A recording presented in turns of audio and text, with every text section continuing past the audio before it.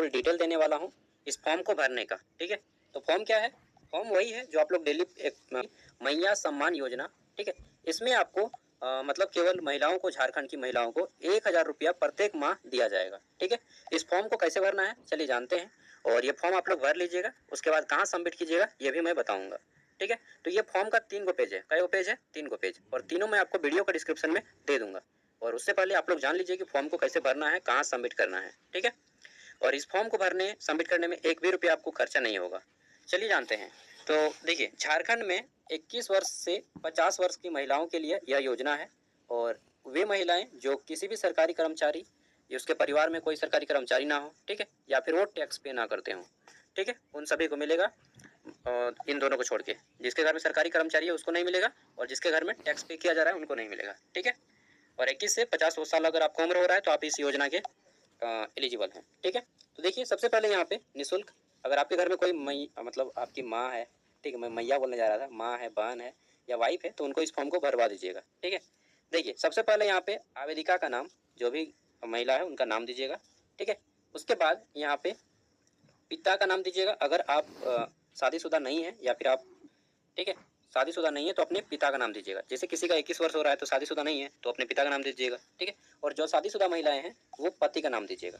ठीक है, नेक्स्ट है आपका ग्राम, तो अपने गांव का नाम देना है, थाना भरना है, वार्ड भरना है, प्रखंड भरना है, उसके बाद जिला भरना है। ठीक है, अब देखिए इधर आपको एक पासपोर्ट साइज का फोटो देना है, कलर वाला, ठीक है, रंगीन पासपोर्ट साइज का फोटो। फिर आपको यहाँ पे अपना वोटर कार्ड आईडी नंबर देना है, मतदान पहचान पत्र संख्या, वोटर कार्ड आईडी नंबर, ठीक है, आधार नंबर डालिएगा, खाता नंबर डालिएगा, जो भी आपका अकाउंट है, और ऐसा अकाउंट दीजिएगा जो कि आधार से लिंक हो। ठीक है, अगर आधार से लिंक नहीं है तो अच्छा से बैंक में वो खाता करवा लीजिए। ठीक है, खाता आधार लिंक है या नहीं, तो यहाँ पे आपको यस करना है। नो कीजिएगा तो आपका पैसा हो सकता है रुक जाए। ठीक है, तो आपको यस करना है, और अगर आधार से लिंक नहीं है तो एक नया खाता खोलवा लीजिए।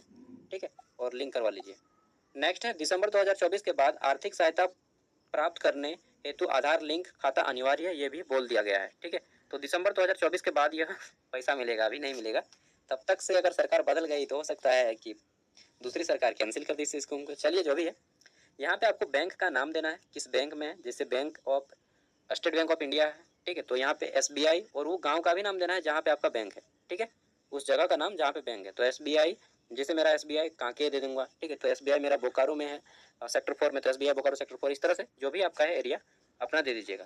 फिर यहाँ पे IFSC कोड दीजिएगा। ठीक है, राशन कार्ड संख्या डालिएगा, पैन कार्ड संख्या अगर है तो दीजिएगा, नहीं है तो कोई जरूरी नहीं है। ठीक है, 12 नंबर पे आपको अपना बताना है कैटेगरी, आप जनरल कैटेगरी से हैं, ST SC OBC क्या है वो चीज़ यहाँ पे आपको लिखना है। ठीक है, 13 नंबर में आपको यहाँ पे बताना है आपकी आयु कितनी हो रही है, 2 डिजिट में, 21 साल कम से कम, अधिक से अधिक 50 साल। ठीक है, और ये आप जो उम्र लिखिएगा आधार कार्ड के अनुसार लिखिएगा। उसके बाद यहाँ पे आपको पूरा डेट देना है। अगर किसी के आधार कार्ड में मान लीजिए केवल लिखा है 2000 लिखा है, ठीक है, वहाँ पे डेट चाहे 1985 लिखा है, तो उस कंडीशन में आपको 1-1 लिखना है, 1-1 अपने से बैठा दीजिएगा। ठीक है, 1 जनवरी, और फिर डेट लिख दीजिएगा। नेक्स्ट है आपका आवेदिका का मोबाइल नंबर, तो यहाँ पे आपका मोबाइल नंबर दे देना है। आवेदिका अगर आप विवाहित हैं तो यस कीजिएगा, नहीं है तो नहीं पे क्लिक कीजिएगा। ठीक है, नेक्स्ट है हमारा आवेदिका की स्थिति, अगर आप विधवा हैं तो यस कीजिएगा, नहीं है तो छोड़ दीजिएगा, तलाकशुदा हैं तो यस कीजिएगा, परित्यक्तता है तो यस कीजिएगा, और नहीं है तो इसको छोड़ दीजिए। 18 नंबर मैक्सिमम लोग छोड़ दीजिएगा। ठीक है, अब देखिए यहाँ पे आपको क्या क्या लगेगा डॉक्यूमेंट्स, तो आधार कार्ड लगेगा। ठीक है, टिक लगाना है आपको इस साइड में, इस साइड टिक लगाना है। ठीक है, ब्लू पेन से भरिएगा इसको या फिर ब्लैक पेन से। खाता संख्या पे टिक लगाइएगा, राशन कार्ड पे टिक लगाइएगा, मतदान संख्या यानी कि वोटर कार्ड, पैन कार्ड, और आपका घोषणा पत्र। पैन कार्ड नहीं है फिर भी चल जाएगा। ठीक है, और ये आपको 6 डॉक्यूमेंट्स लगेंगे, 6 में से 5 आपके पास होगा। आधार कार्ड आपके पास है, खाता आपके पास है, राशन कार्ड आपके पास है, मतदान संख्या सॉरी वोटर ID कार्ड आपके पास है, पैन कार्ड किसी के पास हो भी सकता है, नहीं भी हो सकता है, जरूरी नहीं है। ठीक है, उसके बाद स्व घोषणा की मूल प्रति। तो चलिए स्व घोषणा अब मैं दिखाऊंगा आपको।